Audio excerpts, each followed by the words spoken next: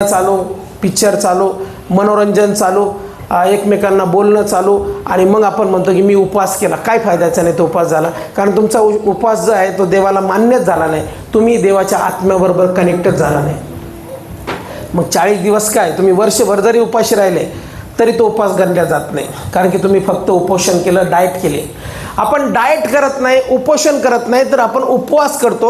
उपवास करत असताना सगळ्यात महत्त्वाचं हे असतं की देवाबरोबर आमचं कनेक्शन झालं पाहिजे, आत्म्यामध्ये आम्ही परमेश्वराच्या सानिध्यात गेलो पाहिजे.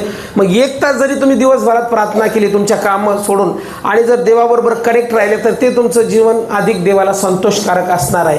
म्हणून पवित्र आत्म्यामध्ये चालणं उपवासाचा नियम आहे. देवाच्या आत्म्यामध्ये चालणं, देवाच्या आत्म्यामध्ये राहणं आणि देवाच्या आत्म्याची कबुली करणं आणि देवाचा आत्मा कॅरी करणं किंवा सोबत असणं म्हणजे उपवास आहे. आणि जो उपवास करतो त्याने या गोष्टी फॉलो केल्याच पाहिजे. आता लूक ऋषवर्तमान याचा 4था अध्याय जर आम्ही बघितला, त्याच्यामध्ये येशूने देखील उपवास केले. मग येशूचे उपवास कसे होते ते मी या ठिकाणी तुम्हाला सांगतो. ज्यावेळेस 4था अध्याय आणि पहिलं वचन सांगतं, इथे म्हटलेलं आहे, येशू पवित्र आत्म्याने परिपूर्ण असा यार्देनेपासून परतला आणि त्याला आत्म्याने 40 दिवस रानात नेले. तेथे सैतानाने त्याची परीक्षा केली. त्या दिवसात त्याने काही खाल्ले नाही. ते संपल्यावर त्याला भूक लागली. विचार करा, येशूला आत्म्याच्या सामर्थ्याने 40 दिवस रानात नेले. म्हणजे ज्यावेळेस तुम्ही उपवास करता त्यावेळेस तो तुमचा निर्णय राहत नाही. आता काही जण म्हणतील असं कसं, हा तर माझा निर्णय, मी उपवास करायचं ठरवलं आहे. तुम्ही उपवास करायचं ठरवलं नाही, देवाच्या आत्म्याने तुम्हाला पुश केलंय की तुम्ही उपवास करावा. असं कसं? असंच आहे. देवाचा आत्मा ज्यावेळेस एखाद्या माणसाला पुश करतो त्यावेळेस त्याला, बघा इथं काही जण असे असतील, रात्री 3ला जाग येते, रात्री 2ला जाग येते, बेचैन होतं आणि मग त्यावेळेस आपल्याला वाटतं जाग काय येते, मला जाग काय? ती जाग प्रार्थना करण्यासाठी येते. ती जाग म्हणजे तुम्हाला काही जाग काही होत नाही तुम्हाला, ती जाग म्हणजे तुम्ही प्रार्थना करावे, परमेश्वराला तुमच्या जीवनाचा उपयोग करायचा, म्हणून ती जाग येते. मी ज्यावेळेस पहिली वेळेस 40 दिवसाचे उपवास केले त्यावेळेस मला 6 महिने जाग येत होती आणि अशी जागेची रात्री 3ला उठायचो, 2ला उठायचो, बेचैन व्हायचो, जाऊन हॉलमध्ये प्रार्थना करायचो. मग एक दिवस माझी मिसेस उठली, म्हणजे काय झालं तुम्ही असं उठता का अचानक तिकडे जाऊन बसता? म्हटलं काय माहिती, मला जागच येते आणि मला झोप येत नाही. मला वाटतं परमेश्वर मला काहीतरी मार्गदर्शन करू इच्छितो. आणि मग परमेश्वराने विचार टाकला की तू 40 दिवस उपवास कर, उपवास कर, उपवास कर. आणि उपवास कर म्हटल्यानंतर मी ठरवलं की मला उपवास करायचे आहेत, जास्त प्रार्थनेत वाढायचं आहे, देव मला मार्गदर्शन करत आहे. मग मी पहिली वेळेस 2023ला उपवास चालू केले. फार हार्ड गेले. मी माझ्या मिसेसला कालच सांगितलं, पहिले 40 दिवसाचे उपवास जे होते ते फार कठीण होते माझ्यासाठी. कारण की उपवास करत असताना काय होतं, इथं म्हटलेलं आहे की ज्यावेळेस येशूला आत्म्याने त्याला अरण्यात नेलं त्यावेळेस सैतानाने त्याची परीक्षा केली. म्हणजे ज्यावेळेस आम्ही उपवास करतो त्यावेळेस सगळ्यात मोठा पर्यवेक्षक किंवा परीक्षा करणारा जो असतो तो सैतान असतो. सैतान येतो आणि आमची परीक्षा घ्यायला सुरुवात करतो. उपवास केलं कोणीतरी डोकं खाणार, उपवास केलं कोणीतरी तुम्हाला शिव्या शाप देणार, उपवास करायला सुरुवात केली कोणीतरी येऊन विचारामध्ये तुमच्या इतकी चीड आणणार, तुमचे एकदम राग येणार, तुम्हाला असं वाटणार हा माणूस मला का राग देतोय. पण समजून घ्या, तिथं तुमच्या उपवासाची परीक्षा होत आहे. सैतानाने परीक्षा घेतली म्हणजे सैतान असा दृश्य स्वरूपात येऊन येशू समोर उभा राहिला नाही. काय वाटतं असं दृश्य स्वरूपात आला असेल आणि दृश्य स्वरूपात बोलला असेल. सैतान कधीच दृश्य स्वरूपात तिथं उपस्थित नव्हता. सैतान ही इज अ स्पिरिट, तो आत्मा आहे आणि जो आत्मा आहे त्याला दुष्ट आत्मा म्हटलेला आहे. आत्मा विचारात येतो. आत्मा समोर जसं आता हवा इथं आहे, जसं देव आत्मा आहे, जसं देव हवेसारखा आपण म्हणतो, तसं दुष्ट आत्मा देखील आत्मा आहे, त्याला शरीर नाही, तो आमच्या विचारात घुसून काम करतो. मग आत्म्यामध्ये ज्यावेळेस आम्ही चालायला सुरुवात करतो किंवा ज्यावेळेस आम्ही कबूल करतो की आता मला देवाच्या सानिध्यात वाढायचं आहे, त्या दिवसापासून परीक्षा घेणारा पण तुमच्या पाठीमागे लागतो आणि तुम्हाला परेशान करून सोडतो आणि इतका हैराण करतो की तुमच्या घरचेच लोक तुमच्या विरोधात बोलायला लागतात. पहिलं युद्ध घरातूनच चालू होतं. घरातलेच तुम्हाला लय प्रार्थना करणारे झाले का, लय प्रार्थना करणारे झाली का, मला माहिती आहे तू कशी मरणाची भांडतीन चालली उपवास करायला, घ्या आता उपवास बाजूला दाखवतेस तुम्हाला. जिंकला ना तो, जिंकला, सैतान जिंकला. आपल्याला कुस्तीच माहिती नसते, एका डावात सैतान आपल्याला पाडतो आणि आपण उपास सोडून देतो आणि आपण म्हणतो आता याची सोयच पाहते. पण तुम्हाला माहीत नाही त्याची सोय नका पाहू. त्याने काही केलं नाही, त्याच्याद्वारे दुष्ट तुम्हाला बोलला, तुम्ही त्याचं ऐकलं. म्हणून उपवासाचा एकांत फार महत्त्वाचा असतो. ज्यावेळेस तुम्ही उपवास करता, एक रूम किंवा तुमचं घर असेल तिथं एकांतात जा, एकटे बसा, प्रार्थना करा, बायबल वाचन करा, गुडघ्यावर या, प्रार्थना करा, अन्य भाषेत प्रार्थना करा. आणि मग जी वेळ तुम्ही ठरवली, 1 तास असेल, 2 तास असेल, 3 तास, 4 तास, 8 तास, काय जे तास असतील तुमचे, तेवढा वेळ तिथं बसा, एकांतात बसा, शांत बसा, कोणाला बोलू नका, प्रार्थना करा, बाहेर या. बाहेर आल्यावरही जास्त बोलू नका, कारण की सैतानाला माहिती आहे बोलणे हीच कमजोरी आहे, बोलण्यातूनच फाईट सुरू होते. म्हणून मी नियम केलेला आहे, उपवासाचे नियम जे लिहिलेले आहेत, मी तुम्ही वाचले की नाही काय माहिती. त्याच्यामध्ये पहिलाच नियम आहे, जास्त बोलू नाही. हे नियम मी मनाने लावला नाही. तुम्हाला वाटत असं मी मनाने लावलं, मी अनुभव घेतले पहिले. भांडणं किंवा जे काही सैतान अटॅक करतो ते जास्त बोलल्याने करतो. समजा मी एक शब्द माझी बायको एक शब्द बोलते, त्यावेळेस मी जर 2 शब्द बोललो तर सैतान तीच वाट पाहत असतो की मी 2 शब्द बोलावे. आणि मी 2 शब्द बोललो की मग काय होतं, तिथून भांडणाला सुरुवात होते आणि मग जी माझी उपास आणि प्रार्थना आहे ती पूर्ण स्पॉईल होते. आणि तिथं माझ्या डोक्यात फक्त तोच विचार राहतो की मला असं काहून बोलली, कशासाठी बोलली, मी काय केलं, मी इतका वाईट आहे का, ते सुरुवात होते. प्रार्थना राहते बाजूला. पहिलं वचन सांगितलेलं आहे, सैतानाने त्याची परीक्षा केली. जे जे उपवास करत आहेत त्यांच्यासाठी वचन आहे की सैतान तुमची परीक्षा घेईल, त्या परीक्षेमध्ये तुम्हाला टिकावं लागतं. आणि ज्या टिकून तुम्ही बाहेर निघता त्यावेळेस परमेश्वराचं गौरव तुमच्याद्वारे होतं. Hallelujah, hallelujah, hallelujah. उपवास म्हणजे उपोषण नाही, उपवास म्हणजे आत्म्यामध्ये चालणं आहे. आत्म्यामध्ये चालण्याचा निर्णय तुम्ही घेतला नाही, आत्म्यामध्ये तुम्हाला चालवण्याचा निर्णय देवाने घेतला. हे असे उपास नाही. काही काही लोक उपास काय बोलतात, चला उपोषण सारखं, मी पायात चप्पल घालणार नाही, काय करणार नाही. असं कशाला शरीर जाळायचं? शरीर जाळायचं कोणी सांगितलं? शरीराला जाळून उपास नाही. तुम्ही किती जाळा स्वतःला, वटवटी केल्या किंवा काही रिकामे कामं केली आणि शरीराला जाळतोय मी, ते उपास होत नाही. उपास म्हणजे देवाच्या सानिध्यात बसणे, आत्म्यामध्ये चालणे. येशूने ज्यावेळेस उपास केले किंवा ज्यावेळेस त्याला परमेश्वराच्या आत्म्याने रानात नेले त्यावेळेस तो 40 दिवस आत्म्यामध्ये चालला आणि आत्म्याच्या सामर्थ्यामध्ये तो अधिक आणि अधिक भरत गेला. म्हणजे 40 दिवसाचे उपास जे असतात, 40 काय बरं, 40च का? 40 दिवस जलप्रलयाला, 40 दिवस उपास प्रार्थना केल्या. बऱ्याच वेळेस पवित्र शास्त्रामध्ये 40 आकडा आलेला आहे. 40 म्हणजे काय? काय कोणी सांगाल मला? 40 अभ्यास केला त्याचा? 40 परिपूर्णता. Very good. पण 40 दिवस म्हणजे काय? तर 40 दिवसामध्ये जो 40 दिवस पार करतो, समजायचं तो कुठेही टिकू शकतो. परीक्षेचे दिवस असतात ते. 40 दिवसामध्ये ज्यावेळेस आम्ही त्या संकटावरती मात मिळवतो त्याच्यानंतर त्या व्यक्तीच्या जीवनामध्ये परमेश्वराचं सहाय्य येतं आणि तो मनुष्य प्रत्येक प्रसंगामध्ये टिकू शकतो. मग उपास आणि प्रार्थना ज्यावेळेस केल्या त्यावेळेस आत्म्याने त्याला 40 दिवस रानात नेले आणि सैतानाने त्याची परीक्षा केली. आणि परीक्षा केल्यानंतर पवित्र शास्त्र काय सांगतं की ज्या ज्या वेळेस परीक्षक त्याच्याकडे आला त्यावेळेस त्याने आत्म्याने त्याला उत्तर दिलं, त्याने भावनेच्या आहारी जाऊन उत्तर दिलं नाही.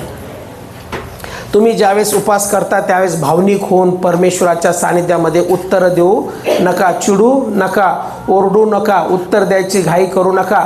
कारण की परीक्षक तुमची तीच वाट पाहत आहे की तुम्ही कधी चिडता आणि कधी बोलता आणि कधी उत्तर देता. येशूने जे उत्तर दिले ते प्रत्येक उत्तर देवाच्या आत्म्याच्या सामर्थ्याने आणि वचनातूनच होतं. आणि तेही त्याने सैतानाला उत्तर दिलं. म्हणजे सैतान, मी सांगितलं तुम्हाला, दृश्य स्वरूपात आला नाही, तो विचारात आला. आणि विचारातून येशूला काय म्हणतो, त्याने ज्यावेळेस हे सगळं संपलं 40 दिवस, त्यावेळेस त्याला भूक लागली, तेव्हा सैतान त्यास म्हणाला, तू देवाचा पुत्र आहेस तर या धोंड्यास भाकरी हो असे सांग. आपण जर असतो तर लगेच म्हणलो असतो, होय मी देवाचा पुत्र आहे आणि मी म्हणतो या धोंड्याच्या भाकरी हो. म्हणजे याचा अर्थ मी सैतानाचं ऐकलं. काही काही लोक आपल्याला चिरडी सांगतात, तुम्ही देवाचे लोक ना, करा प्रार्थना, जा घाटीत करा त्या लोकांना बरं. तसं नाही होत. देवाची योजना नाही, ती इच्छा नाही असते. तुम्ही आता हा पेशंट आणलेला आहे तुमच्यासमोर, या पेशंटसाठी प्रार्थना करा आणि हा पेशंट बराच झाला पाहिजे, तसं होत नाही. तसं होत नाही. येशूने तसं केलं नाही. आम्ही देवाची वाणी ऐकतो, देवाच्या आज्ञेप्रमाणे चालतो. आम्ही स्वतःच्या इच्छेने चालत नाही, म्हणजे मी स्वतःच्या इच्छेने काम करत नाही, देवाचा आत्मा माझ्याद्वारे काम करतो. म्हणजे याचा अर्थ आम्ही स्वतःची इच्छा तिथं लादू शकत नाही, देवाची इच्छा, देव काम करतो आमच्याद्वारे. आम्ही देवाला वापरत नाही. पवित्र आत्म्या ये आणि कार्य कर, म्हणजे मी नाही वापरत देवाच्या आत्म्याला. देवाचा आत्मा म्हणतो तू शांत बस, मी येईल आणि मी कार्य करेन. पण बऱ्याचशा वेळेस काय होतं की मला वापरायला वाटतं, मी वापरतो. देवाचा आत्मा मी वापरू शकत नाही, देवाचा आत्मा मला वापरतो. देवाचा आत्मा तुम्हाला वापरतो. तुम्ही देवाच्या आत्म्याला आज्ञा करू शकत नाही, देवाचा आत्मा तुम्हाला आज्ञा करतो. म्हणजे एक ग्लास आहे, त्या ग्लासचं काम आहे फक्त तो तिथं ठेवलेला आहे, ते पाणी जे आहे ते पाणी ते काम करतं. पाणी पितो आपण, ग्लास पित नाही. ग्लासचं काम आहे फक्त भरल्या जाणं आणि उपयोगात आणणं. याच्या हातात गेल्यानंतर त्याला दिलं, त्याच्या हातात गेल्यानंतर त्याला दिलं. तसं आम्ही पात्र आहोत आणि भरणारा तो परमेश्वर आहे. मग आम्ही नियम ज्यावेळेस फॉलो करतो किंवा ज्यावेळेस आम्ही पवित्र आत्म्याच्या सानिध्यामध्ये चालायला लागतो, ते शिकत असताना सैतान आमची परीक्षा घेतो. त्यावेळेस त्याला उत्तर देत बसू नका. येशूनेही ज्यावेळेस त्याला उत्तर दिले त्यावेळेस वचनातून दिले, भावनिक उत्तर दिले नाही. तर तो म्हणतो, येशू शास्त्रात असे लिहिले आहे, मनुष्य केवळ भाकरीने जगेल असे नाही. भाकरीने जगेल असे नाही. काहींना विचार येत असत, भाकरीने तर जगतो, भाकर खाल्ली तर शक्ती येते, भाकर खाल्ली तर आम्ही चांगलं चालू शकतो, फिरू शकतो, रक्त तयार होईल, आम्हाला बळ येईल, आणि भाकरच जर खाल्ली नाही तर शक्ती राहणार नाही, असं काही जणांना वाटेल. पण भाकर ही शरीरासाठी आहे, भाकर ही शरीरासाठी आहे. आणि भाकर खात असताना भाकर खाऊन खाऊन किती दिवस खाताल? किती दिवस खाताल भाकर? सांगा ना, किती दिवस खाताल? 60 वर्ष, 70 वर्ष, 80 वर्ष, 90 वर्ष, 100 वर्ष, एखादा 110 वर्ष, नंतर भाकर खाताल का? नंतर नळी लावतील आणि त्या नळीतून लिक्विड सोडतात ना. मी आता भाकर खात नाही, मी आता लिक्विड पितो. म्हातारा झाल्यावर नळ्या लावतात ना. काही लोक ज्यावेळेस शेवटच्या क्षणाला येतात त्यावेळेस म्हणतात की आता आम्ही बाबांना लिक्विड चालू केलं आहे. काय चालू केलं? लिक्विड. भाकर बंद झाली आहे आणि त्याच्यातही लिक्विड चालू असताना आपल्याला पूर्ण गॅरंटी असतो, हा बाबा 8-10 दिवसाचा साथीदार आहे, आज ना उद्या जाणार आहे. बरोबर आहे ना? आयुष्य असतं प्रत्येकाचं. 110 वर्षाचं जर लिक्विड लावलं तर तो अजून किती वर्ष जगतो आणि किती बोर होईल तो जगून जगून. त्याचे सगळे साथीदार गेलेले असेल. तुम्हाला 200 वर्ष आयुष्य दिलं आणि तुम्ही म्हटले मी 200 वर्ष जगणार आहे, 200 वर्ष जगूशी वाटेल का तुम्हाला? एकही माणूस तुमच्याबरोबर राहणार नाही आत्ताचा. एकटेच तुम्ही, आणि ते सगळे आधुनिक, त्यांचे विचार वेगळे. हे काय जमाना म्हणतात, देवा मला काय कर देवा, तू घेऊन जा. नाही राहू शकत आपण ना, आपणच बोर हो. 200 वर्ष नाही जगणार आपण म्हणून माझ्याबरोबरचे सगळे गेले, आता मी राहून काय करू? देवाने एक आयुष्य दिलेलं आहे, त्या आयुष्यामध्ये आपण राहतो. आणि आयुष्यामध्ये राहत असताना भाकर शरीरासाठी महत्त्वाची. म्हणजे जोपर्यंत आपण जगतो तोपर्यंत भाकर खातो, पिझ्झा खातो, बर्गर खातो, काय खातो, सगळं खातो. पण ह्याने काय होतं, हे सगळं जे खातो त्याच्यासाठी काय शरीरासाठी आहे. म्हणजे शरीरामध्ये बॉडी किंवा आमचं शरीर चालावं, आमचं शरीर फिरावं, आमच्या शरीरात ताकद असावी, शक्ती असावी, याच्यासाठी आहे. म्हणजे तुम्ही बदाम खा, काजू खा, काय म्हणतात, तूप खा आणि भारी भारी अन्न खा आणि तुम्ही म्हणा एकदम पिळदार शरीर, एकदम डाएट केली मी, आता मी एकदम सुंदर झालो, आता मी खूप खाल्लंय आणि मी इतकं चांगलं खातो, पाळकसाहेब मी प्रोटीन खातो, मी चांगलं खातो आणि इतकं चांगलं खातो की मी आता एकदम चांगला वेल जगणार आहे. किती दिवस? तेच जितकं आयुष्य आहे तितकं. मग कोणतं तूप खा, नाही तर भारी भारी प्रोडक्ट घ्या, नाही तर 4000चे प्रोडक्ट विकत घ्या. काही लोक म्हणतात नाही हे प्रोडक्ट फार भारी आहे, हे तुम्ही पिता तर तुम्ही अमर होताल. अमर बिमर कोणी होत नाही. असतात ना काही बिझनेसवाले प्रोडक्ट विकतात, हे प्रोडक्ट जर तुम्ही घेतले तर तुम्ही खूप दिवस जगताल.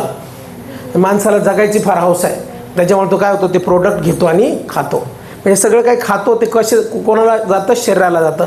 पण मी तुम्हाला सांगतो, देवाने जितकं आयुष्य दिलं तितकंच आपण जगणार. मग किती तूप खा, किती काही खा, किती प्रोडक्ट घ्या, काही करा, एखादा बाजरीच्या भाकरीवर पण 110 वर्ष जगतो.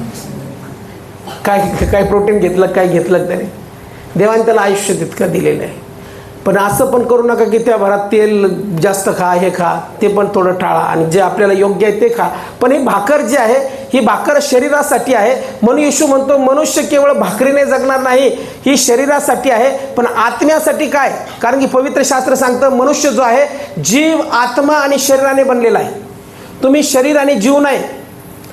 प्राण्यांमध्ये जीव आणि शरीर आहे, तुमच्यामध्ये जीव, शरीर आणि आत्मा आहे. म्हणून तुम्ही प्राणी कापून खाता, चिकन खाता, मटण खाता, तुम्हाला काहीच दया येत नाही.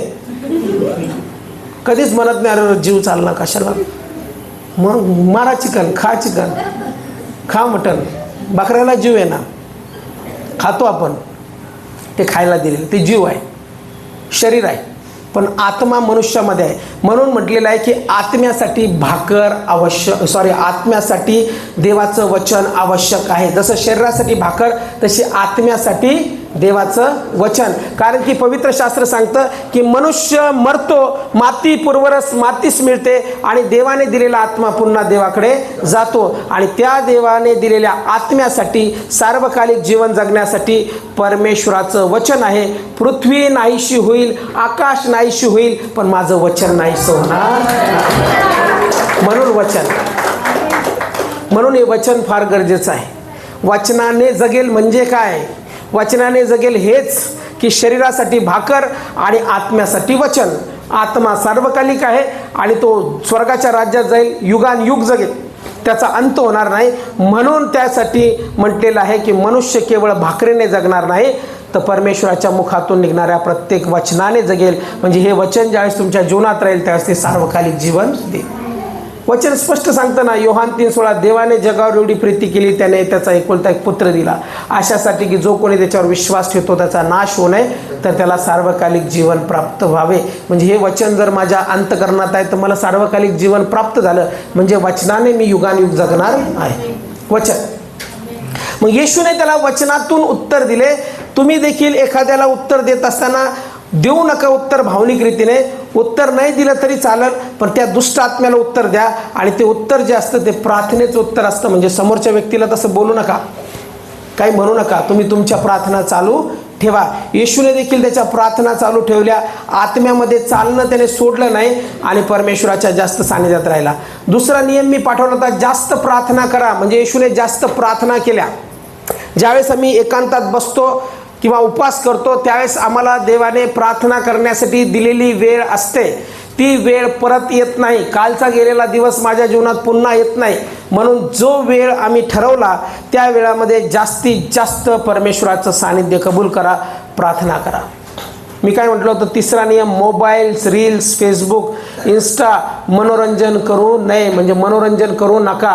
कारण की मनोरंजन केलं तर मनोरंजन डोक्यात राहील, तुमच्या डोक्यात ते गाणं येईल, तुमच्या डोक्यात ते थॉट येईल, तुमच्या डोक्यात तो विचार येईल. आंघोळ करताना, कुठं जाताना, कुठं बसताना, कुठं उठताना, उपास सोडताना ते गाणं तुमच्या डोक्यात फिरल. मग काय होईल, जे आत्मिक कनेक्शन तुमचं देवाबरोबर व्हायचं ते देवाबरोबर होणार नाही, तर त्या गाण्याबरोबर होईल. म्हणजे मनोरंजनाने तुमचे उपास भंग होतील. म्हणून मी म्हटलं होतं, हे सगळे अनुभव घेतले म्हणून मी तुम्हाला सांगतो. आणि शुद्ध शाकाहारी जेवण करून उपास सोडा. का म्हटलं माहिती आहे का? कारण की तुम्ही मटण बिटन खाता, हे मटण हेवी असतं, हेवी आतड्यांना पचत नाही. हेवी जर पचलं नाही तर त्रास होतो आणि त्याच्यासाठी जे सोपं साधं पचणारं असतं ते खावं लागतं. म्हणून आपण उपास सोडताना साधं जेवण करतो. आणि मोबाईल जरी वापरत असले तरी महान देवाच्या सेवकाचे व्हिडिओ पाहिजे. अन्य भाषेचा त्याच्यावरती कितीतरी व्हिडिओज आहेत, कितीतरी महान देवाच्या सेवकांचे वचन आहेत, ते वचन बघायचे आणि रात्री झोपताना प्रार्थना केल्या पाहिजे. मग तुमचे उपास सफल झाले समजायचे, नाही तर होणार नाही. मग काहीच फायदा नाही होणार. मग म्हणाल आपण की उपास तर केले मी, पण मला येशूसारखे उपास करता आले नाही, देवाच्या सानिध्यामध्ये उपास करता आले नाही. मी माझ्या मिसेसला म्हणलं, रमा मी एक टायमाचं जेवतो तर मला तेही फार वाईट वाटतं, मला वाटतं हेही जेवण करू नये. ती म्हणे तुम्ही देवाचे पुत्र नाही.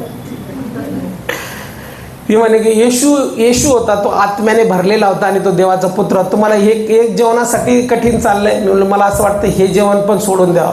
कारण की ज्यावेळेस आत्म्यात चालतं त्यावेळेस तहान भूक लागत नाही, असं वाटतं हेही खाऊ नये. कारण थोडंसं जरी खाल्लं तरी ते शरीरामध्ये ऊर्जा आल्यासारखं वाटतं ना, आत्मिक लिंक तुटल्यासारखं वाटतं. पण देव आपले अशक्तपणा जाणतो. मी भावनिक झालो नाही. मी म्हटलो बरोबर आहे तुझं, मी मनुष्य आहे, मी शरीरात आहे, मला इतकं पण माझा जीव जाळायचा नाही. देवाचं सानिध्य कबूल करायचं.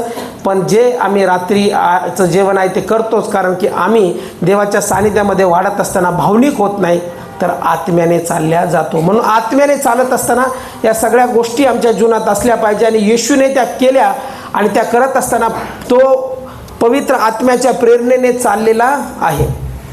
ज्यावेळेस आम्ही आत्म्याने चालतो त्यावेळेस देहाची इच्छा दाबतो. मी आज हा उपदेश याच्यासाठी करत आहे की आत्ताच आपण उपवास चालू केलेले आहे, आणि उपवास चालू केलेले असताना जर उपवास तुम्ही करत आहात तर देह फार प्रबळ आहे. देह तुम्हाला मोहात पाडेल, देह तुम्हाला चुकीच्या गोष्टीकडे घेऊन जाईल, देह तुम्हाला हे कर म्हणेल. त्यावेळेस पवित्र शास्त्र सांगतं की जो आत्म्यात चालतो तो देहाच्या गोष्टी स्वीकारत नाही. इथं कोणीच असं नाही की जो म्हणेल की माझ्या देहावर माझा फार कंट्रोल आहे, मी ठरवलं ते ठरवलं, असं होत नाही. आम्ही प्रत्येकजण देहामध्ये चालत असताना देह फार प्रबळ आहे, देहाच्या इच्छा फार प्रबळ आहेत, आणि देह जो आहे तो आम्हाला बऱ्याचशा वेळेस चुकीच्या गोष्टी करायला लावतो. देह जो आहे तो मोहात पाडतो, देह जो आहे देहाच्या गोष्टी करायला लावतो. म्हणून आत्मा आणि देह परस्पर विरोधी आहे, त्यांची टक्कर होते. कधीच आत्मा आणि देह जो आहे तो परस्पर विरोधी आहे. म्हणून बरेचसे लोक प्रार्थना करतात, देवाच्या सानिध्यात येतात, पण तरी देखील त्यांचं जीवन जे आहे ते पवित्रतेत चालत नाही. आणि आपल्या चर्चमध्ये स्पष्ट पवित्रतेबद्दल बोलल्या जातं, म्हणून काही जणाला फार झोंबतं की हे असं कसं बोलतात. पण मी असं कसं बोलत नाही, पवित्र शास्त्रात जे लिहिलेलं आहे तेच बोलतो. मनाने मग मी गुलगुल गप्पा मारेन सगळ्यांबरोबर. या सिस्टर बसा नाहीत, मारतो मी गप्पा तुमच्या. माझा तसा स्वभाव नाही. काही जण एकदम गराड्यात असतात लगेच. नाही नाही, तसं नाही. देह आहे, इतकं पण आपल्याला हे नाही करायचं, इतकं पण अनकंट्रोल व्हायचं नाही. देवाच्या सानिध्यात आम्ही आहोत, आम्ही चांगले आहोत, सगळे चांगले आहोत, पण आम्हाला आमची पवित्रता जपायची आहे.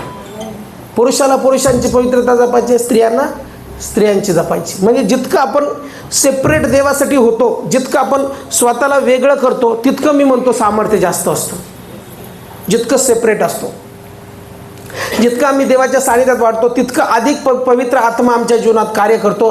म्हणून ज्यावेळेस जो कोणी आत्म्यामध्ये चालू इच्छितो त्याने देहाच्या इच्छा मारल्याच पाहिजे. गलतीकरास पत्राचा 5वा अध्याय आणि 16 वचनामध्ये सांगितलेले. गलतीकरास पत्राचा 5वा अध्याय आणि 16 वचन.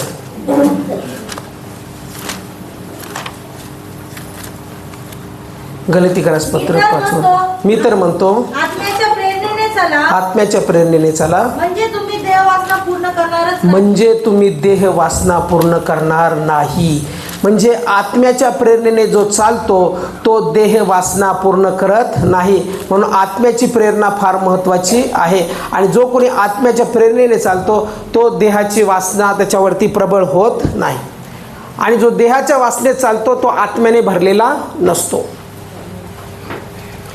म्हणून किती लाख आपल्याला लोक नावं ठेवो, लाख लोक आपल्याला काही बोलव, पण आपली पवित्रता आणि आपली शुद्धता ही देवासाठी असते. आपण त्या गोष्टीकडे लक्ष न देता आपली पवित्रता आपण जपायची. आपण देवाच्या सानिध्यात चालायचं, देवाच्या आत्म्याने पेटून राहायचं आणि देवाच्या सानिध्यात अधिक वाढायचं. आणि जर देवाच्या सानिध्यात आम्ही वाढत नसलो आणि जगिकतेमध्ये किंवा देहामध्ये वाढलो तर देहाच्या गोष्टी आपल्याला आवडतील आणि त्या गोष्टी काय होईल, आम्हाला फार चांगल्या वाटतील, पण त्या आमच्या काय म्हणतात स्पिरिच्युअल लाईफ, जे आध्यात्मिक जीवन आहे त्याचा नाश करून टाकतील.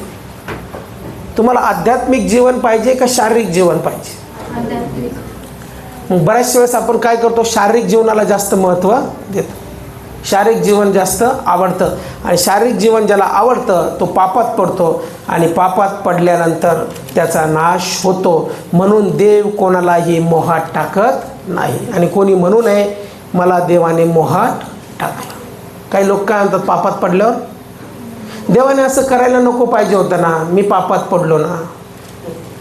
अरे देवाने पडलं तुला पापात? कोणी पडलं? कोणी पाडलं पापात? स्वतःच्या इच्छा. सैतानाने नाही, त्याला कशाला दोष देतो?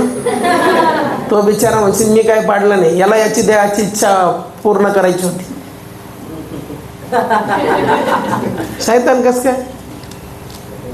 देह कोणाला आहे? शैतानाला आहे का आपल्याला आहे? मग आपला देह, आपली इच्छा. देवाने आम्हाला स्वतंत्र इच्छाशक्ती दिली आहे. आज जर तुम्ही माझ्यासमोर दुधाचा ग्लास आणि दारूचा ग्लास आणून ठेवला तर माझी इच्छा मला दूध प्यायचं की दारू प्यायची. जर मी म्हटलं मला दारू प्यायची तर माझी इच्छा मी दारू पी. की कोणाची इच्छा? माझी इच्छा. म्हणजे देहाची इच्छा, म्हणजे शरीराची इच्छा.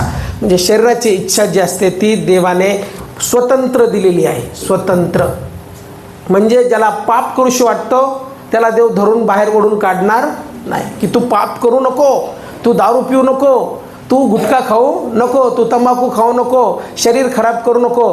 तो जाईल टपरीवरती, मस्त बार मळेल आणि थोडा हातात घेईल आणि मस्त बोकणा टाकेल आणि मग त्याचं तोंड फुगलं आणि होईल. आणि मग तो सगळ्या रस्त्याने सगळे आपले भारतीय रस्ते घाण करीत. ही इच्छा कोणाची आहे? त्याची इच्छा. त्याची इच्छा आहे. पवित्रतेत चालणं आणि न चालणं ही माणसाची इच्छा. पण देवाचं वचन सांगतं की जो आत्म्याने चालतो तो देहाची इच्छा पूर्ण करू शकत नाही. काही लोक म्हणतात येशू देवाचा पुत्र होता म्हणून त्याला जय मिळवता आला देहावरती. आम्ही तर शरीरात आहो ना, आमच्याकडून होतं, आम्ही चुकतो, आम्ही मनुष्य आहोत, आम्ही चुकीचे पुतळे आहोत. रॉंग. तुम्ही तुमच्या इच्छेने चुकता. चुकीचा पुतळा जरी आहे तरी तुमच्यामध्ये कोणाचा आत्मा वस्ती करतो? देवाचा आत्मा ज्याच्यात वस्ती करतो त्याला मार्गदर्शन देवाच्या आत्म्याचं असतं. ज्यावेळेस आम्ही कोणती गोष्ट चुकीची करायला जातो त्यावेळेस देवाच्या आत्म्याची टोचणी आम्हाला बसते आणि ती टोचणी बसत असताना आम्ही जर तिची वाणी ऐकली तर आम्ही पाप करणार नाही, आम्ही देहाचं ऐकणार नाही, आम्ही देवाचं ऐकू. पण काय होतं, आम्ही ती टोचणी ऐकत नाही, आम्ही देहाचं ऐकतो आणि मग आम्ही पाप करतो. मग ते कोणतंही पाप असो त्या पापामध्ये आपण पडतो, कारण की आम्ही आत्म्याची वाणी ऐकली नाही, आम्ही देहाची वाणी ऐकली.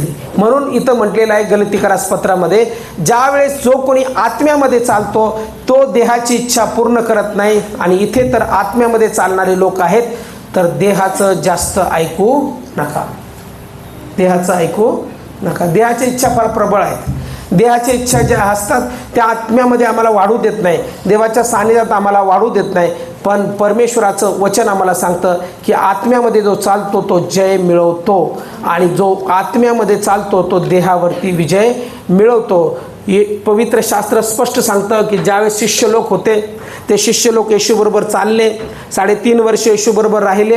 पण ज्यावेळेस येशूला धरून देण्यात आलं त्यावेळेस त्यांना त्यांच्या मरणाची भीती वाटली आणि ते सगळेजण येशूला सोडून पळून गेले. एकही जण त्या ठिकाणी उपस्थित नव्हता. इवन जो पेत्र म्हणत होता की मी येशू तुला कधीच सोडणार नाही, तो सगळ्यात पहिले निघून गेला आणि लपून लपून पाहत होता त्याला कुठं घेऊन चाललेले आहेत. आणि मग ज्यावेळेस एक मुलगी म्हणते की हा देखील येशू बरोबर होता शेकोटीपाशी, त्यावेळेस तो काय म्हणतो, मी मी येशू बरोबर नव्हतो. कसं वाटलं असेल येशूला? आणि त्याच वेळेस 3 वेळेस कोंबडा हरवला आणि येशूने पेत्राकडे पाहिलं. येशू त्याला म्हटला होता तुम्हाला 3 वेळेस करशील. आज जे आपले जिगरी आहेत, आज जे आपले एकदम जवळचे आहेत तेही उद्या आपल्याला नाकारतील, पण देव आम्हाला कधीच नाकारणार नाही, येशू आम्हाला कधीच नाकारणार नाही. हे रिलेशन इथं तयार झाले, ते रिलेशन मी नाही.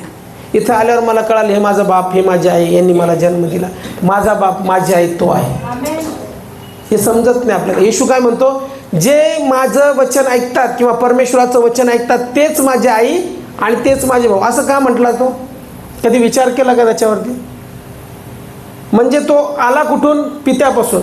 आणि पित्याची वचने तो लोकांना सांगतो. म्हणजे त्याला माहिती आहे की मी जर पित्यापासून आलो तर जो कोणी माझ्या पित्याचं वचन ऐकतो, म्हणजे त्याच्यापासून आलेलं वचन ऐकतो, तो माझा भाऊ आहे आणि ती माझी बहीण आहे. कारण की आमचं नातं जे आहे ते नातं वरून आहे, स्वर्गातून आहे. म्हणजे तुम्ही माझे रक्ताचे नाही, पण रक्तापेक्षा तुम्ही जास्त माझ्या जवळचे आहात, कारण की तुम्ही ख्रिस्तामध्ये माझे भाऊ आणि बहीण आहात.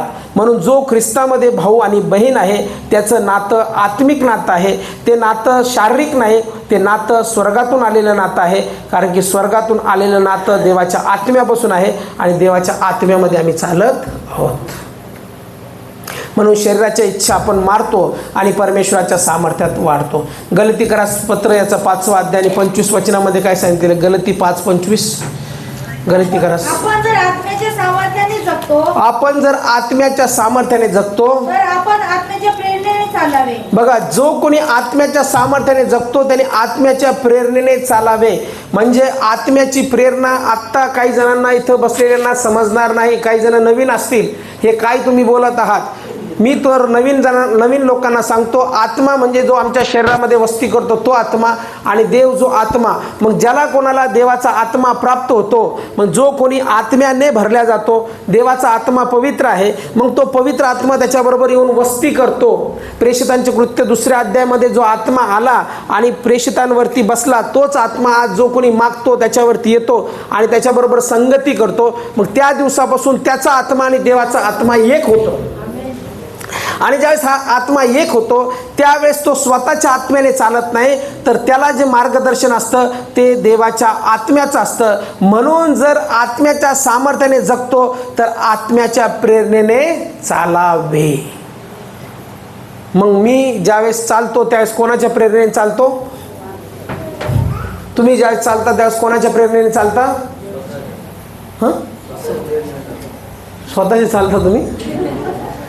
जो आत्म्याने भरलेला आहे तो कोणाच्या प्रेरणेने चालतो? ते मला म्हणायचं आहे. तुम्ही आत्म्याने भरलेले आहात तर तुम्ही कोणाच्या प्रेरणेने चालता? आत्म्याच्या. म्हणून आजपासून स्वतःच्या प्रेरणेने चालू नका. स्वतःची प्रेरणा काय करेल? तुम्हाला लालच आणेल. तुम्हाला असं वाटेल आत्ताच मी झटपट श्रीमंत झालो पाहिजे, ती स्वतःची प्रेरणा. पण तुम्ही आत्म्यामध्ये प्रार्थना करताल त्यावेळेस देव काय म्हणेल? मी तुला जे दिलंय ते दिलेलं आहे, याच्यामध्ये विश्वास राहा, जे द्यायचं ते मी तुला निश्चित देईल. मला देव जे देईल ते देईल. मी आत्म्याच्या प्रेरणेने चालली. ही आत्म्याची प्रेरणा. आत्म्याची प्रेरणा आणि देहाची प्रेरणा परस्पर विरोधी आहे.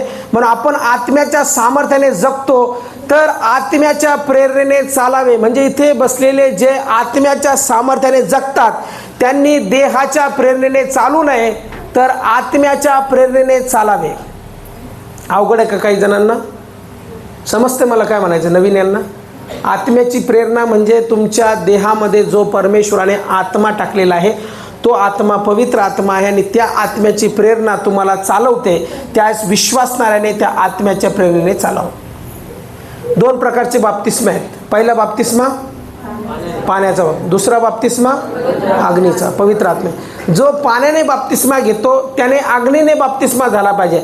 पाण्याचा बाप्तिस्मा ज्यावेळेस आम्ही पाण्याखाली बुडतो त्यावेळेस आम्ही पापाला मरतो आणि नवीन मनुष्य म्हणून जिवंत राहतो. मग तो नवीन मनुष्य त्या दिवसापासून पाप करत नाही. त्या दिवसापासून गुटखा खात नाही, तंबाखू खात नाही, दारू पित नाही, व्यभिचार करत नाही, जारकर्म करत नाही, चुकीच्या गोष्टी करत नाही. तो प्रभूच्या वचनामध्ये चालतो. तो नवीन बाप्तिस्मा झालेला व्यक्ती, नवीन जन्म. आणि दुसरा व्यक्ती की ज्याला पवित्र आत्म्याचा बाप्तिस्मा झाला, म्हणजे पवित्र आत्मा त्याच्यावरती येतो आणि त्या दिवशीपासून तो पूर्णपणे डुबतो. म्हणजे डुबतो कशाच? पवित्र आत्म्यात. आणि त्या दिवसापासून त्याचा आत्मा नाही तर देवाचा आत्मा त्याला प्रेरणा देतो आणि तो त्या बाप्तिस्म्यामध्ये चालतो. मग हे 2 बाप्तिस्मे. मग जो ख्रिस्ती आहे, म्हणून ख्रिस्ती जीवन हे सामान्य जीवन नाही. म्हणजे चर्च एक इन्स्टिट्यूशन नाही, एक शाळा नाही, काहीतरी मला तुम्हाला खुश करायचं, काहीतरी मनोरंजन करायचं, हा हू करायचं किंवा बोलायचं आणि मग आपण सगळे खुश आणि मग हा चर्च चर्च चर्च. हे चर्च नाही. चर्च म्हणजे देवाच्या आत्म्यामध्ये चालणे, एक सहभागिता, आणि ही सगळी सहभागिता देवाचं गौरव करते. जेणेकरून आम्ही सगळे तयार होत आहोत प्रभूच्या आगमनासाठी. ज्यावेळेस तिचं येणं होईल त्यावेळेस आम्ही सगळेजण त्याच्याबरोबर युगानुयुगासाठी जाणार आहोत. ही प्रेरणा. म्हणून आत्म्यामध्ये चालणं सहज समजणार नाही. मग आत्म्यामध्ये चालायसाठी आमचा आत्मा आम्हाला ॲक्टिवेट करणं गरजेचं आहे, आणि त्याच्यासाठी पहिले आम्हाला देहावरती विजय मिळवणं गरजेचं आहे. देहाचा बाप्तिस्मा घेणं गरजेचं आहे, आणि मग नंतर आत्म्याचा बाप्तिस्मा, आणि मग नंतर परमेश्वराच्या सानिध्यामध्ये चालणं. म्हणून आत्म्याने जो चालतो तो देहाची इच्छा पूर्ण करत नाही. मग आज जर तुम्ही उपास करत आहात आणि प्रार्थना करत आहात तर आज तुम्ही उपास प्रार्थना करत असताना एक प्रार्थना ही पण करा की परमेश्वरा, देहाची प्रेरणा माझ्यापासून दूर कर आणि आत्म्याच्या प्रेरणेमध्ये मला अधिक वाढव. आणि जो आत्म्याच्या प्रेरणेमध्ये अधिक वाढतो, परमेश्वर त्याच्या जीवनामध्ये अधिक काम करतो आणि परमेश्वर महान रीतीने त्याला जय देतो. गलतीकारास पत्र याचा 5वा अध्याय आणि 16 ते 25 वचनामध्ये काय लिहिलेलं आहे? गलतीकारास पत्र याचा 5वा. मी तर म्हणतो आत्म्याच्या प्रेरणेने चला, म्हणजे तुम्ही देहवासना पूर्ण करणारच नाही. म्हणजे तुम्ही देहवासना पूर्ण करणारच नाही. कारण देहवासना आत्म्याविरुद्ध आहे कारण देह वासना आत्म्याविरुद्ध आहे व आत्मा देह वासनाविरुद्ध आहे. वाचा पूर्ण. ही परस्पर विरोधी आहेत. यासाठी की जे काही तुम्ही इच्छिता ते तुमच्या हातून घडू नये. तुम्ही आत्म्याच्या प्रेरणेने चाललेले आहात तर तुम्ही नियमशास्त्राच्या अधीन नाही. देहाची कर्मे तर उघड आहेत, ती ही जारकर्म, अशुद्धपणा, कामातुरपणा, मूर्तीपूजा, चेटके, वैर, कलह, मत्सर, राग, तट, फुटी, पक्षभेद, हेवा, खून, दारूबाजी, रंगेलपणा आणि अशा इतर गोष्टी याविषयी मी तुम्हाला पूर्वी जे सांगून ठेविले होते तेच आता सांगून ठेवतो की अशी कर्मे करणाऱ्यांना देवाच्या राज्याचे वतन मिळणार नाही. आत्म्याच्या द्वारे निष्पन्न होणारे फळ प्रीती, आनंद, शांती, सहनशीलता, ममता, चांगुलपणा, विश्वासूपणा, सौम्यता, इंद्रिय दमन हे आहेत. अशा विरुद्ध नियमशास्त्र नाही. जे ख्रिस्त येशूचे आहेत त्यांनी विकार व वासना यांच्यासह देह, स्वभाव व दसांवर खेळला आहे. आपण जर आत्म्याच्या सामर्थ्याने जगतो तर आपण आत्म्याच्या प्रेरणेने चालावे. बघा इथं स्पष्ट सांगितले जो पवित्र आत्म्याच्या मार्गदर्शनाने चालतो त्याच्यात देहाची कर्मे राहत नाही. देहाची कर्मे काय आहेत तर देहाची कर्मे जार कर्म, अशुद्धपणा, कामातुरपणा, मूर्तीपूजा, चेटके, वैर, कलह, मत्सर, राग, तट, फुटी, पक्षभेद, हेवा, दारूबाजी, रंगेलपणा आणि अशा इतर गोष्टी याविषयी मी तुम्हाला पूर्वी जे सांगून ठेवले होते तेच आता सांगून ठेवतो की असे कर्मे करणाऱ्यांना देवाच्या राज्याचे वतन मिळणार नाही. हे असं वचन लोकांना आवडत नाही, असं गोड गोड आवडतं म्हणून काही जण माझा विरोध करतात, हे लय पापावर बोलतात. पण हे सत्य आहे ना. म्हणजे तिथं मी गोड गोड बोलून वरती आल्यावर देऊन यांना शिकवलं नाही, तो जे शिकवायचं ते शिकवलं नाही, हेच शिकवलं. कोणाला दोष देतात तुम्ही तिथं वरती? नाही बाळक साहेब तुम्ही लय गोड गोड बोलत तेच आवडत होतं, चांगली प्रॉफिसी करत होते तेच आवडत होतं आम्हाला, हे नको. हे मेन आहे. इथं स्पष्ट सांगितलं देहाची कर्मे उघड आहेत. म्हणजे देह शरीराची कर्मे, मग ती जार कर्म आहे, अशुद्धपणा आहे, कामातुरपणा आहे, मूर्तीपूजा, चेटके, वैर, कलह, मत्सर, राग, तट, फुटी, पक्षभेद, हेवा, दारूबाजी, रंगेलपणा आणि ह्या सगळ्यांना म्हटलेलं आहे देवाच्या राज्याचे वतन मिळणार नाही. देवाचं राज्यात आम्ही जाणार नाही. आणि देवाचं राज्य जर आम्हाला प्राप्त करायचं तर ह्या गोष्टी आम्हाला दूर ठेवाव्या लागतील. कारण की ह्या गोष्टी आम्ही जगात असताना जगत होतो, म्हणजे देहात असताना. ज्यावेळेस आम्ही वचन नव्हतं आम्हाला, ज्यावेळेस आम्ही गुंड होतो, ज्यावेळेस आम्ही चुकीच्या मार्गावरती होतो, ज्यावेळेस आम्हाला सत्य समजलेलं नव्हतं त्यावेळेस या सगळ्या गोष्टी आमच्या जीवनात होत्या, पण आता नाहीत. म्हणून आपण जुनं जीवन काढत नाही कोणाचं. एखादा चुकत होता सगळं माहिती असतं, हा कसा होता, तो कसा होता, मी कसा होता, सगळं माहिती आहे. पण आता ते नाही, आपण ते पुसल्या गेलेलो आहोत. आता इथं जे बसलेले आहेत ते सगळेजण नीतिमान आहेत, प्रभूच्या राज्यामध्ये ते नीतिमान आहेत. म्हणून आपण जुनं काढत नाही कोणाचं. जुनं ते होऊन गेलं, पहा नवीन झालं आहे. म्हणजे आम्ही सगळे चुकलो, पण आम्ही सगळ्यांना पापाची क्षमा मिळाली आणि आता आमच्यात या गोष्टी वस्ती करत नाही. म्हणून आम्ही आता देहाच्या कर्माने चालत नाही, तर आम्ही चालतो आत्म्याच्या सामर्थ्याने. मग जो आत्म्याच्या सामर्थ्याने चालतो त्याच्यामध्ये काय म्हटलेलं आहे, हे फळं असतील. आणि ते कोणती फळं?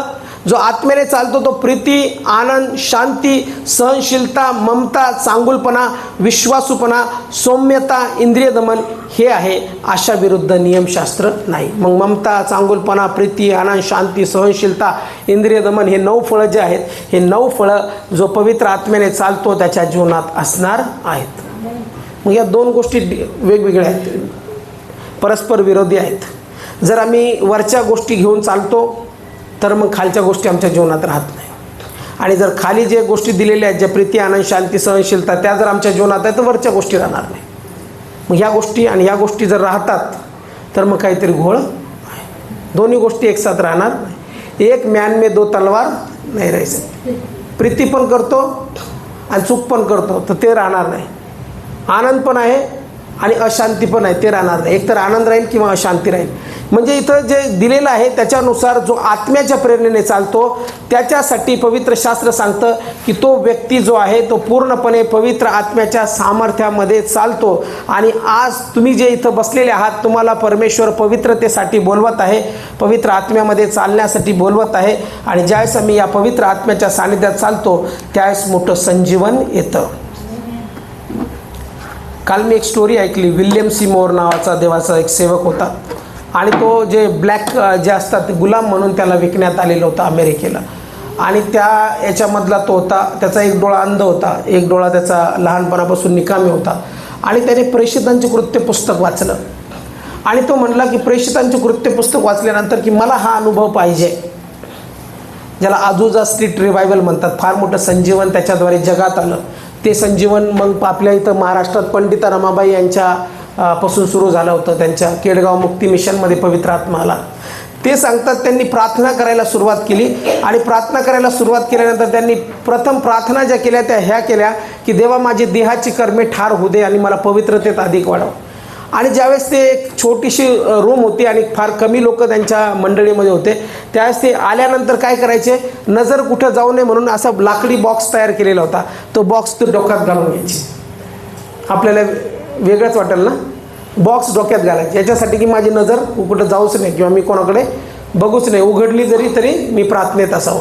आणि ते जोपर्यंत उपासना चालू आहे, जोपर्यंत प्रार्थना चालू आहे तोपर्यंत ते बॉक्स घालून तिथं बसायचे किंवा गुडघ्यावरती प्रार्थना करायचे. आणि मग नंतर मेसेज द्यायच्या वेळेस ते बॉक्स काढायचे आणि बॉक्स काढून मग मेसेज द्यायचे. म्हणजे ते म्हणायचे की मला जास्तीत जास्त प्रार्थना करायची, जास्तीत जास्त देवाचं संजीवन मागायचं. आणि जसं त्यांनी प्रार्थना केल्या त्याचं उत्तर परमेश्वराने दिलं. त्या भागामध्ये फार मोठं संजीवन आलं. पवित्र आत्मा जसं त्यांनी मागितलं, प्रेषितांच्या कृत्याचा अनुभव, त्या लोकांवरती पवित्र आत्म्याचं सानिध्य आलं आणि तिथून ते संजीवन वाढलं. असं संजीवन ते होतं की त्या संजीवनामध्ये तुटलेले हात देखील तिथं आले. आजूजा स्ट्रीट रिवायवल तुम्ही जर अभ्यास केला किंवा यूट्यूबवर बघितलं तुम्हाला कळेल. तुटलेले हात आले, अंध लोकांचे डोळे उघडले गेले, लहान लहान लेकरं प्रार्थना करायचे, लहान लहान लेकरांच्या प्रार्थनेने अंध लोक बघायला लागले. मंडळी इतकी सामर्थ्यशाली होती.